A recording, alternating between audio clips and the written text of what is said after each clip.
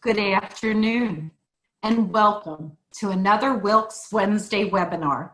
If you are joining for the first time, I'm Margaret Steele, Chief Development Officer at Wilkes University, and I hold responsibilities for university fundraising, for alumni engagement, and the respective stewardship of those donations and those relationships. To view any of our upcoming seminars, please look at the Wilkes University Alumni Association webpage. The intention of our Wednesday webinars is to provide a forum for topics of relevance during these unprecedented times to our Wilkes community. Our webinars have been presented by students and by faculty and by some of our finest Wilkes University alumni, including our speaker today, Jay Sidhu. And the range of topics has been broad, everything from stress management to strengthening communication styles online, to learning about the true science and health implications which burden our society as a result of COVID-19. And that's just to name a few. Today's topic, Surviving and Thriving, allows us to examine real-world solutions that are inherent as we navigate the complexities of keeping our organizations and our economy stable. Your Wilkes University Alumni Engagement Team is pleased to partner with the J.S. Sidhu School of Business and Leadership.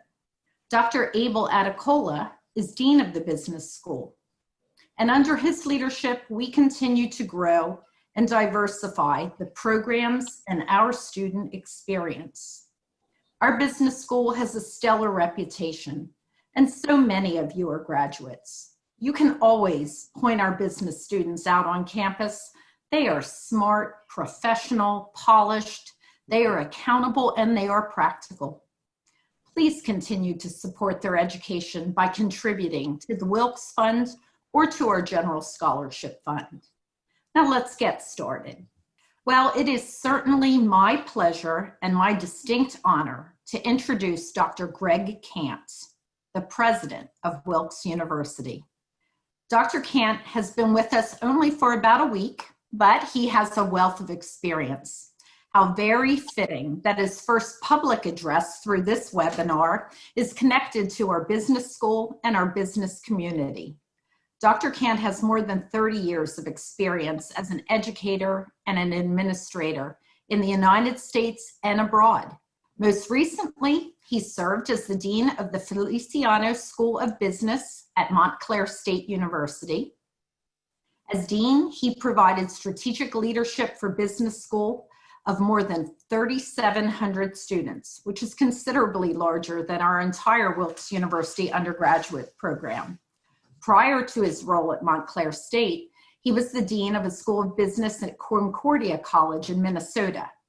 He has held positions as a faculty member, an administrator, a faculty leader, department chair, and an academic dean at 3 research-intensive universities, a regional state university and a selective private liberal arts college. He also served as a professor in Guangdong, China, and has worked in the United Kingdom as well as his native Australia. With that wealth of experience, you can understand why Dr. Kant is regarded as a visionary academic leader and is just what we need to help Wilkes University survive and thrive during these unprecedented times. We all feel so very fortunate to have Dr. Kant join us at Wilkes University. So welcome, Dr. Kant. Thank you very much, Margaret. Can everyone hear me all right? I think I'm no longer muted. It's certainly my pleasure to join you. There is no more important issue that any of us face as we speak. The challenges of this pandemic are like nothing we've experienced. I've certainly lived in lots of parts of the world and experienced different things, and we've had economic downturns, we've had, bubbles that have burst, but the closing the industries down, the sort of almost complete collapse of commerce in lots of ways, and then reimagining what we look like still with the challenges of COVID, a dramatic change that in lots of ways none of us were prepared for. So as Margaret mentioned, I've only been at Wilkes now literally a matter of days, and I'll probably be part of the cohort of presidents that are the pandemic presidents, those of us who begin our presidency during this pandemic. But for all of us, we've been shaped by these changes. So I'm excited to hear Jay's perspective on how not just to get through, but to thrive during this environment. That's the challenge for all of us. Certainly there are issues that we need to get our house in order. Lots of businesses, including higher education, has had a big financial hit. But for all of us, it's about finding new ways to do what we do, serving the constituents that we serve. And I'm excited to hear about that perspective. So thank you very much to be invited to this. I'm hoping to participate in these and as often as I can. Certainly, having spent now over a decade as a business school dean, I'm always glad to hear what our business school is doing and the great faculty and staff, and of course our students. So again, thank you very much, and I'm listening intently to the presentation.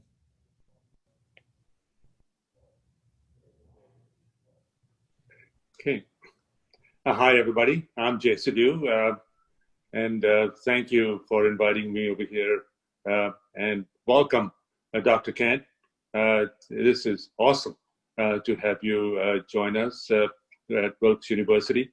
I'm reminded of 1971 when I first came to Wilkes-Barre, Pennsylvania, and what an awesome place it was for me. And when Margaret said you can identify the business students, I agree with you, Margaret.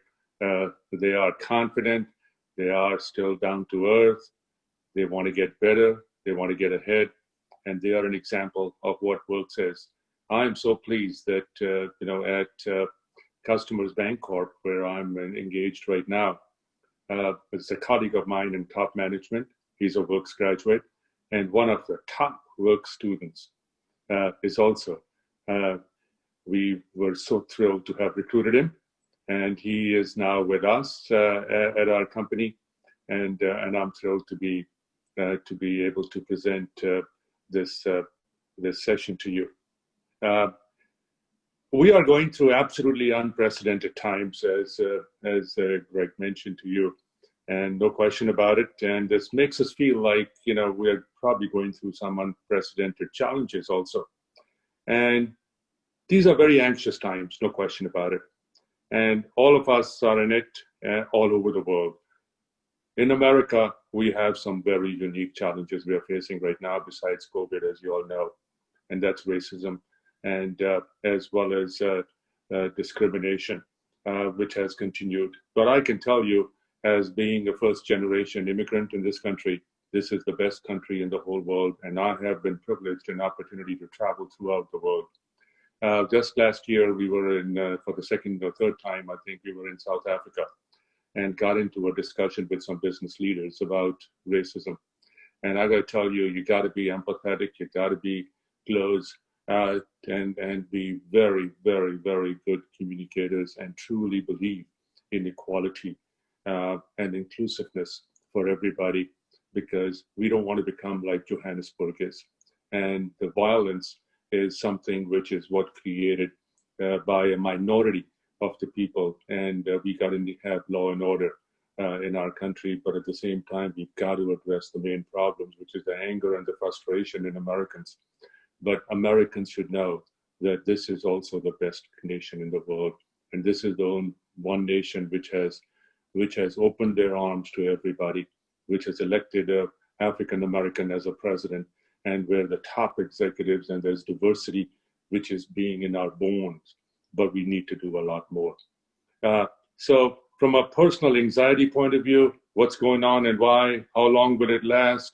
How long will these issues last? Will my business survive? Will my company survive? Will my organization survive? When can we have stability? What about this credit crunch? What about the impact on businesses of unemployment? What about the impact on human capital that you all organize as the most important issue? What about safety of my parents, of my family? All my friends have been impacted. How about uncertainty? When and how will this crisis end for all of us?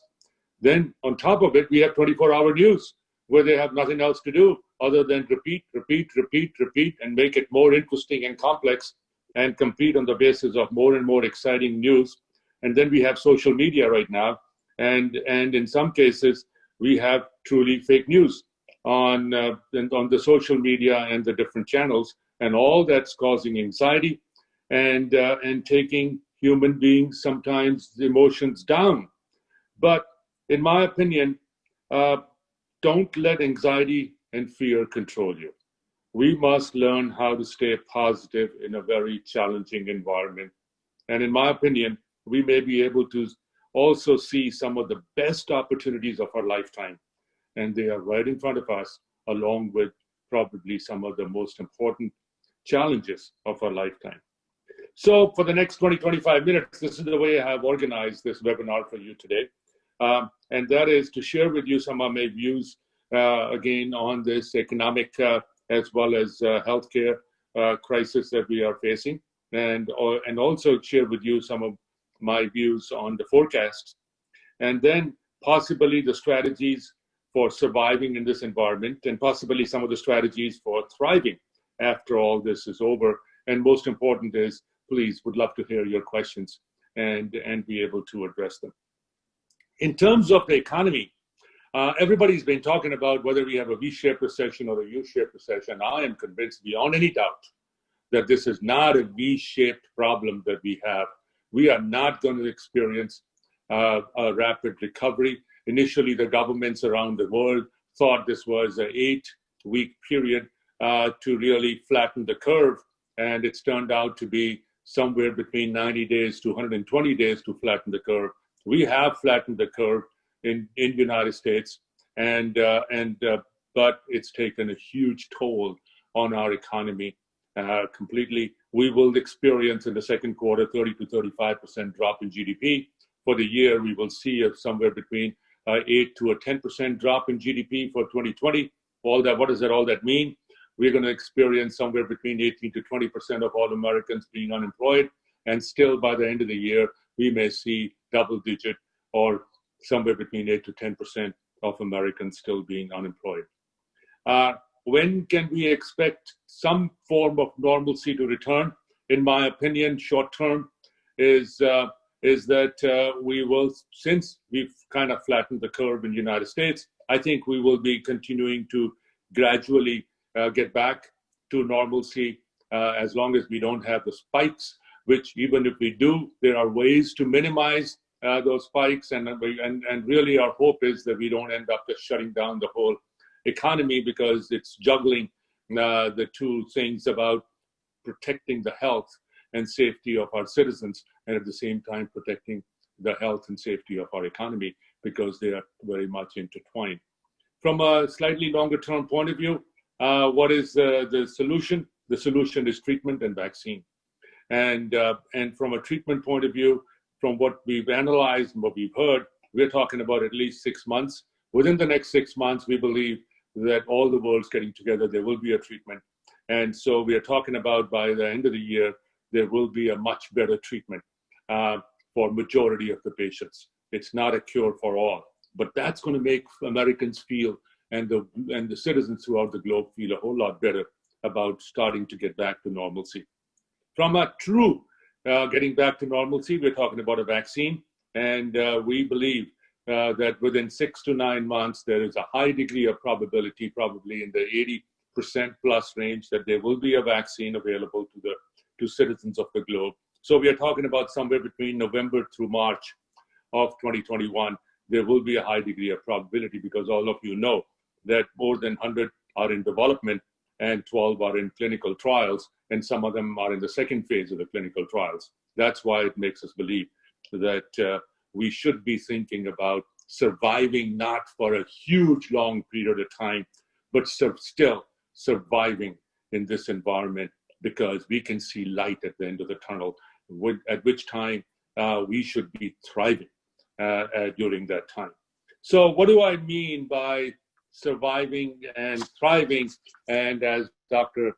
Khan talked about, whether you're a university, whether you're a small business, whether you're a large business, whether you're a not-for-profit, whatever it is, you've got to have strategies to survive right now, so you're not a casualty of this environment. And there'll still be lots of casualties of this environment. So the most important thing is, do everything possible to take care of your employees, without any doubt. Health and safety of your employees, your colleagues, and their families is the most critical thing as a role of a leader.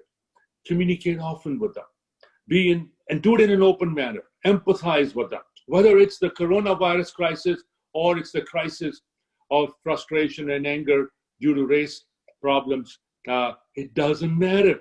In crisis, it's a role of a leader to be able to communicate and to watch out for the health and safety of their friends, their employees, and help them deal with the challenges that they could be facing. So that's number one role, in my opinion, of everybody who's on this webinar. Number two is get in front of all your customers. Even if it's an online chat, you must be talking to your customers minimum once a week. Do not have a disconnect with them. They're all facing challenges, they're all facing problems, and they all want to hear from you, okay? And listen to them, empathize with them, develop an emotional bond with them, help them in every way possible, and you will earn a huge reward. When times are tough, that's when real value of a character shows up. And even an example of that is the character of our nation. When times are tough, we are seeing some elements in our nation right now become thugs. That is not character of America. That is a minority that is doing this. But we as a country need to put that and squash that minority and make them better. And the same way in coronavirus, we need to develop an emotional bond with our customers. Next item is, you've got to survive. And the way to survive is when your revenues are being impacted, you've got to identify all your so-called essential versus non-essential costs. And you've got to get rid of all your non-essential costs. Okay. And also non-essential activities. We in business always know we attend a lot of meetings for hours and hours and all that kind of stuff. And we have offices and we have perks. And we have travel when we can avoid it. We got rid of 100% of those because we as a company have decided we are not going to lay off anybody. We are not going to furlough anybody. We are not going to ask anybody to take any pay cuts because we are going to thrive when we are done with this. And right now, our duty is to help our customers also survive. And that's why I volunteered for this session, working with Works. Next item is, you always have high performers and low performers. I'm not talking about average performers. Average performers run an organization. High performers are the leaders in majority of the cases, whether it's by organizational leadership or non-organizational leadership. This is the time to either develop your low performers or send them to your competitors.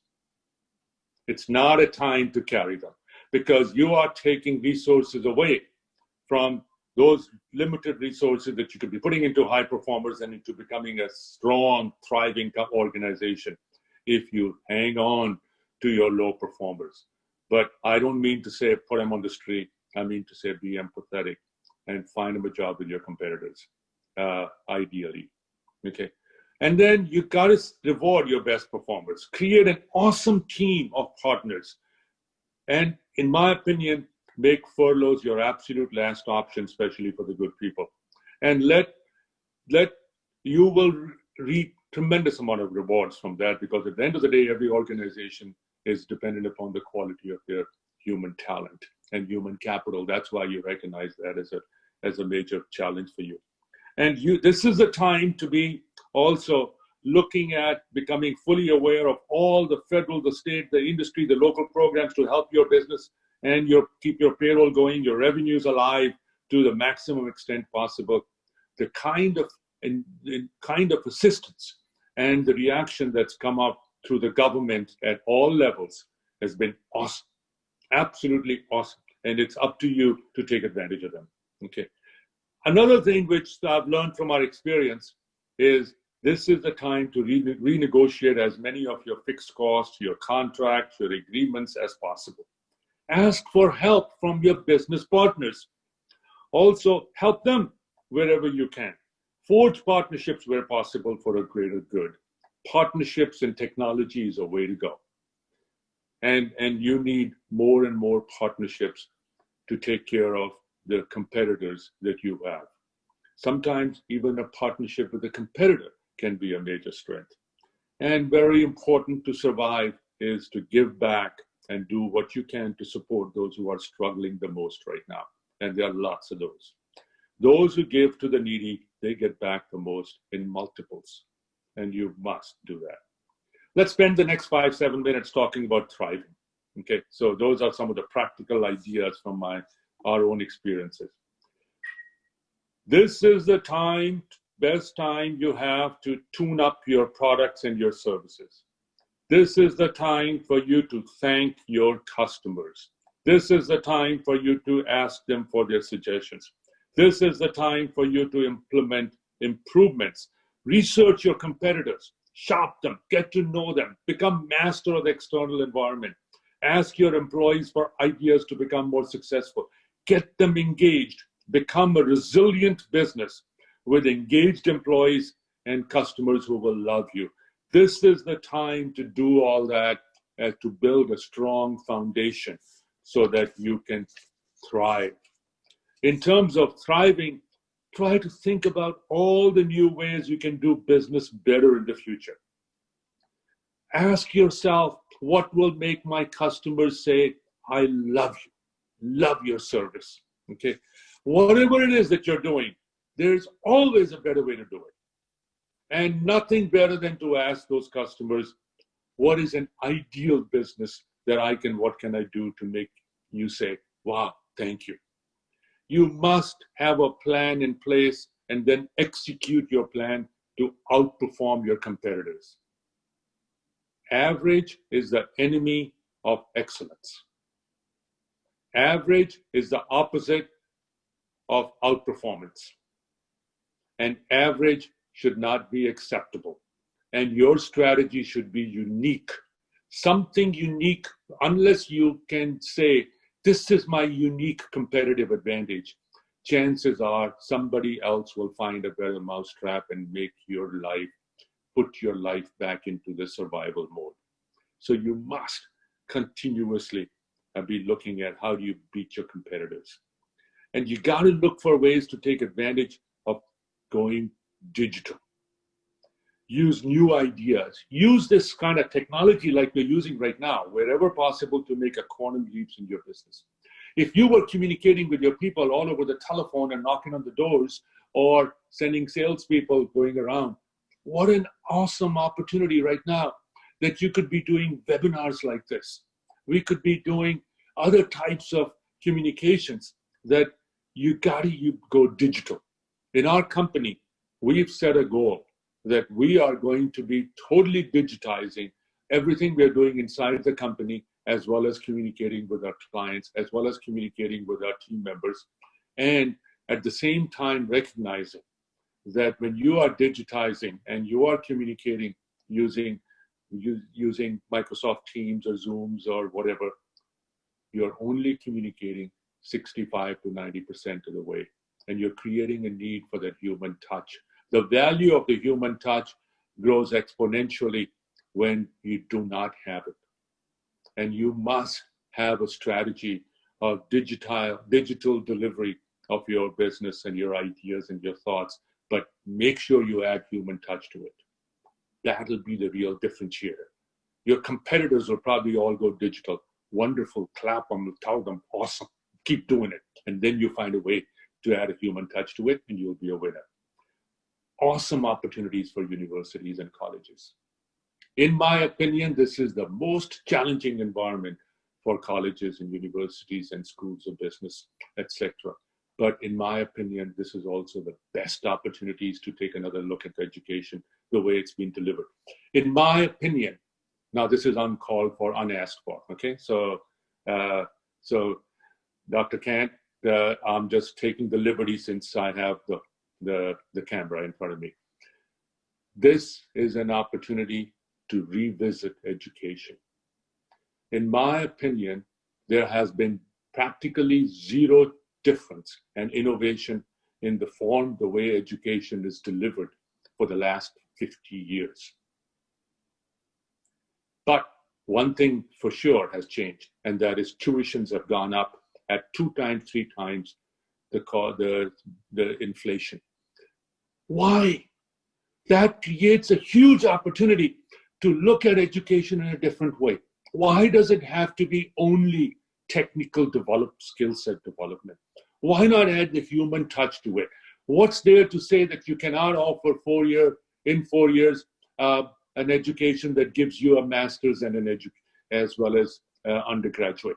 Why not, whereby certain aspects of co-curriculum, why not have a marketing course and a human relations development, leadership development for pharmacy majors, for engineering majors, for nursing majors, for liberal arts majors, everybody? Why not have personal and professional plan development like the Sidhu School has throughout the school? Why not make that the uniqueness? And why not make developing awesome human beings as the core differentiator rather than awesome IQ development only? Why not differentiate ourselves from the schools who only look at success equals grades and IQ? Success doesn't equal grade IQ. Success is IQ plus EQ plus adaptability plus making yourself an awesome human being.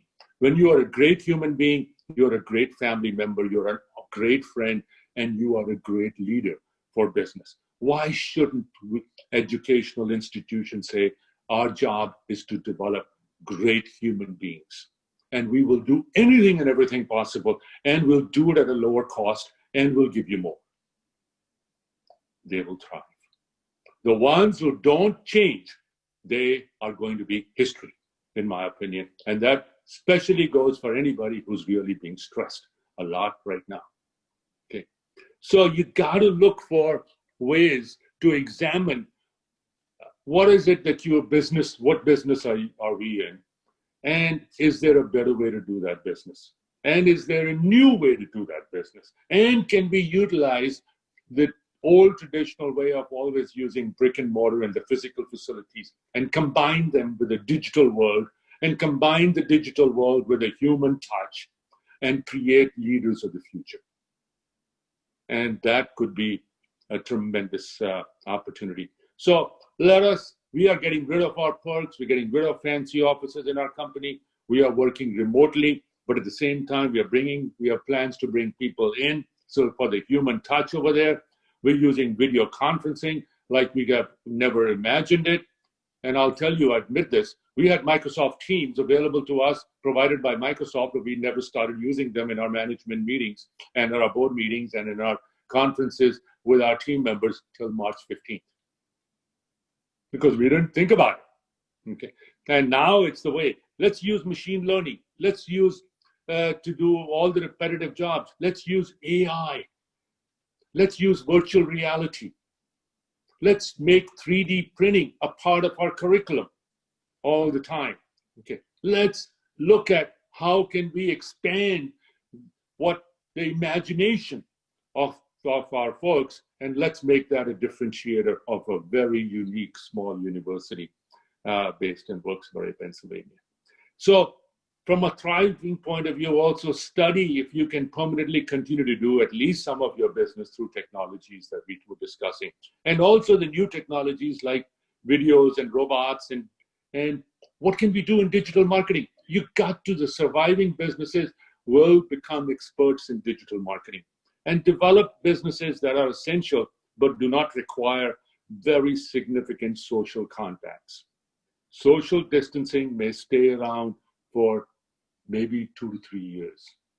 But at the end, people enjoy being with other people. People enjoy hugging and sharing and telling people we love you and we care for you. and so, and so this will pass, but may not pass for a while. But this will create opportunities to create businesses without some of the social contacts. Jay, Yes. may I interrupt? We have a few Sure. questions, and Sure. one of those questions tied into what you just said, so I thought it would be timely. Okay. The question is, what unanticipated businesses do you see emerging or re-emerging as a result of COVID? For example, do you see drive-in movies making a comeback? I think there is no question about it. I see drive-in movies. I see entertainment as becoming a major growth industry. I see healthcare as becoming a major growth industry. I see financial services as becoming a major growth industry at the same time. And I see personal home and business and office deliveries to change the need for people to travel. I see the transportation industry becoming major, major growth industry. So those are some of the examples that we should be working on right now. Thank you. I didn't want to cut into the rest of your presentation. No, Unless go you'd ahead. like me to continue with questions. Shoot, if there are more Okay. questions, shoot them right now. Which industries do you see weathering COVID-19? I think all of the industries that I named will weather COVID-19. I'm very concerned about the educational institutions. We are very big as a bank in serving 800 campuses all across America, and we serve well over 1 million students all across America through those. We do the disbursements business for them. And I'll tell you, as the educational institutions traditionally have been the slowest to move, and they consider that to be their strength, that we are very deliberate and very, very, very, very slow. I see that this is not necessarily the survival of the fittest, but this is the survival of the quickest. And you got to be agile, and you got to be able to respond. You got to be able to experiment. You got to be able to try new things. So I think educational industry is in real danger unless they can really take advantage of the awesome, unbelievable opportunities for them. Thank you. Any understanding of a crisis requires learning from previous similar crises.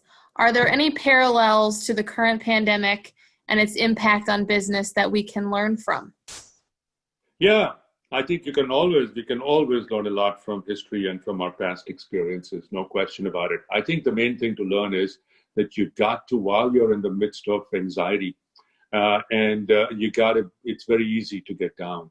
But like I said, it is very, very, very important that anytime challenges create equal amount of opportunities, and you got to devote your time and energy, and don't let this environment get you down, because every challenge creates an equal opportunity. So you look at the crisis of the global financial crisis. Out of that crisis came, that was very much of the mortgage crisis, the subprime mortgages and people buying homes, and greed built that crisis.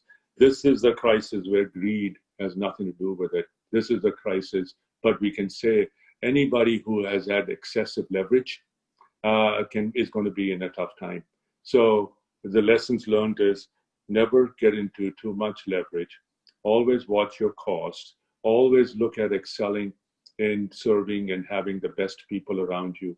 Devote as much energy as you can to try to attract, retain, and engage those team members. Be empathetic, truly get them engaged in all sorts of challenges, and at the same time, keep an eye on the future. The external environment is going to be changing very rapidly. Ask yourself a question: am I changing myself at just as rapidly? If not, you may be history. Thank you. The next question is, where do you see personal and corporate tax rates going from here? I don't mean to sound political, but the fact of the matter is that business thrives in lower taxes, and economy, generally speaking, thrives and does a lot better in lower taxes. And I'm a very much of a pro-free enterprise and a pro-business. And socialism has no place in a culture like America, which is built on free enterprise, on the power of human beings. ability to be entrepreneurs. So I believe that taxes, if you change the government and you have more of left-leaning governments, you're bound to have higher taxes. There is no free lunch. And everybody, there's a movement of entitlement going across America right now, which is dangerous, in my opinion. And what made America so great is our ability to be adapting to change, and not expecting, as President Kennedy said, ask not what the country can do for you, ask what you can do for the country. It's not a Democrat versus Republican, it is values of America versus values of socialism and communism.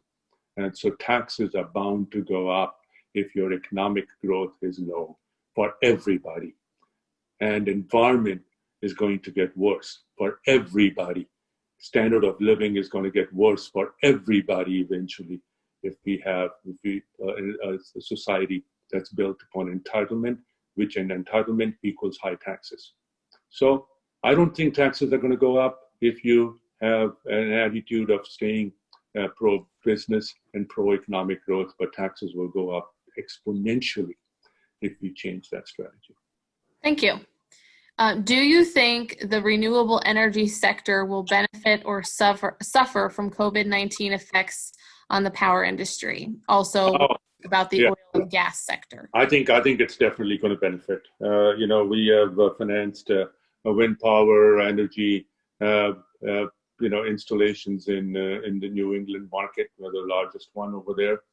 We have zero lending to the fossil fuel industry because we see that to be not a growth industry. So I think renewable alternative energy has a tremendous amount of future. We just couldn't and should not expect it to be taking over in a very short period of time. But I think the pace of acceleration through innovation is taking place right now, and the cost is coming down immensely. And today, solar energy, the wind power, as well as hydro power using the energy out of the oceans, etc., have a huge future. And we must watch the earth, and we must take advantage of opportunities that creates for us. Thanks, Jay. The next question. As the audience seemed to be worried about in the polls earlier on with the loss of human capital, do you see technology augmenting or replacing people? I think it's a good question. I think whenever you have manual, repeatable jobs, they are bound to be replaced by machines. And machine learning and artificial intelligence is going to become much more prevalent. So I think that's why the job of the schools, job of the educational institutions, the example I gave, are to develop awesome thinking, strategic, and knowledgeable human beings in every area, rather than just experts in one or two linear areas. So I think you ask yourself, what I'm doing, can that be programmed to be repeatable?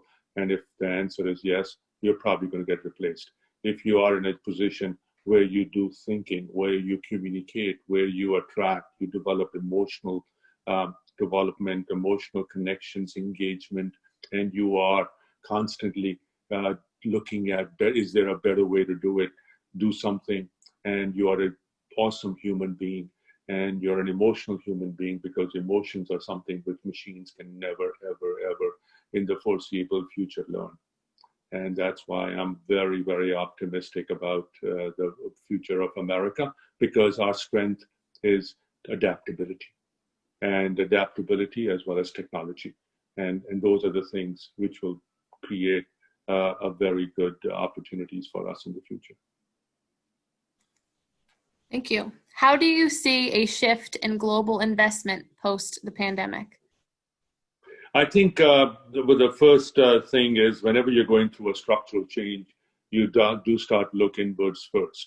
And no question about it, every nation is doing it. Our nation is doing it. We are putting America first. I think it's time to do that. But at the same time, eventually, not just the globalization is going to change. It's going to change through cooperation on certain impacts and certain issues. As such, I think if we talk about the inequalities that exist within a nation or within a community, you multiply that by 10, that's what exists in the globe as such. And that takes time. And the economic growth eventually is the only solution. But you got to have a strong economy to be able to be a player. And right now, if we are not focused on creating a strong economy, America is going to become a mediocre economy. And a mediocre economy is going to be very bad for us in the future. So I am very optimistic about the eventual globalization. But in the short term, I think we'll have to clean up our house, put our house in order, and look at ourselves and our interests first. And then eventually, through technology, there'll be a lot of globalization. Great. And as a follow-up, how worrisome is the very large national debt? Very worrisome. But at the same time, the only way to solve it is stop worrying and start becoming a strong nation. And worrying gets you nowhere. And that's why I am a major proponent of economic growth and development. And that is the only way out. Otherwise, look at Argentina. All right. For those people who think we should just give out handouts and we ought to become a society where we ought to continue with the way we run our country in the last 60 days, 90 days. We had to run our country in the last 60, 90 days by giving handouts because we didn't have a choice. We put life and the preservation of life and quality of life ahead of anything else. Do we really want to run a nation like this? And the answer should be no. Okay. So in my opinion, the only way to create, solve our debt problems and are to really becoming a stronger economy, and we can do it. We can definitely do it because technology and opportunities which are technology-based and retraining our workforce, and we are the driver of basically developing both for the new technologically based and the digital based economy. We have the resources way ahead of anybody else. China and other nations are coming over here to steal that. We already have it. It's much easier to stop somebody from stealing it when you can build upon it.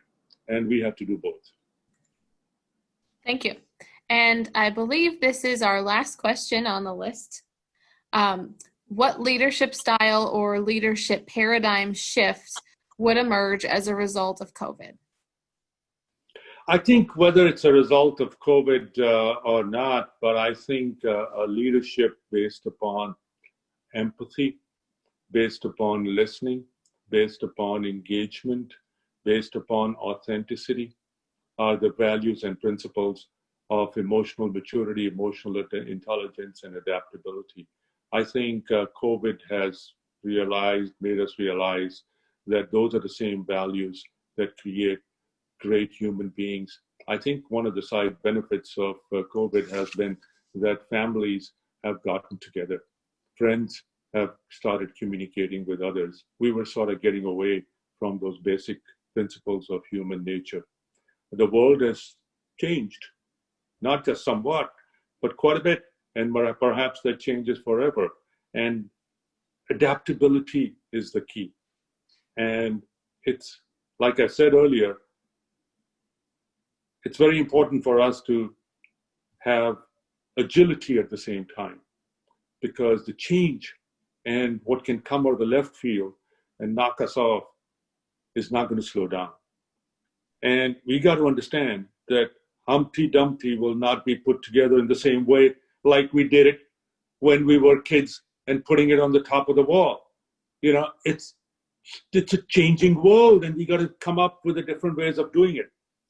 I think another thing which this has brought in the forefront is what I call forced entrepreneurship.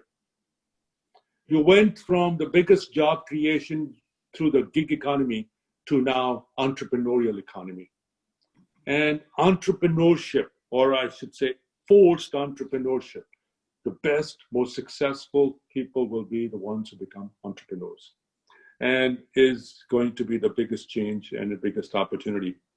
And at the same time, we've got to look inwards. We've got to continue reconnecting with our family.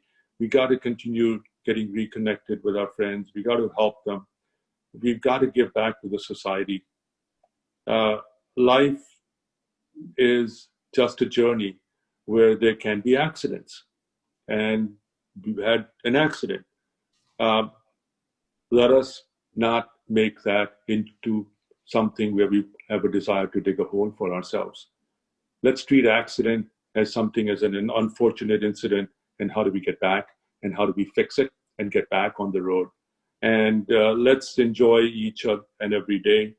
And resiliency is the key to success and working yourself out of the challenging times. And challenges always create opportunities, and that is the best way to thrive. So thanks so much. Wow. Thanks so much to you, Jay.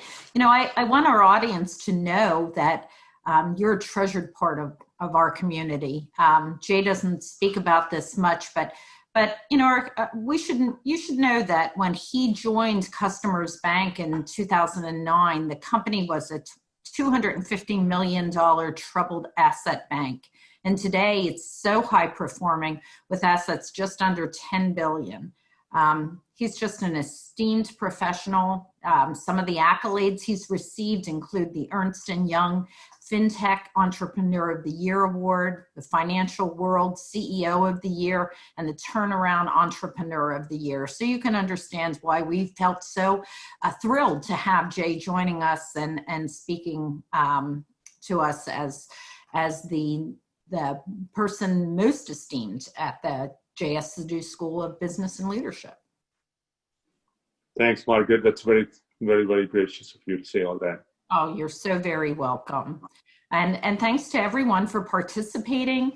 As we draw to a close, I want you to know that there's a survey that will appear on the screen, and we're hopeful that you will fill that out. It helps to give us guidance on what we do moving forward. And thanks again.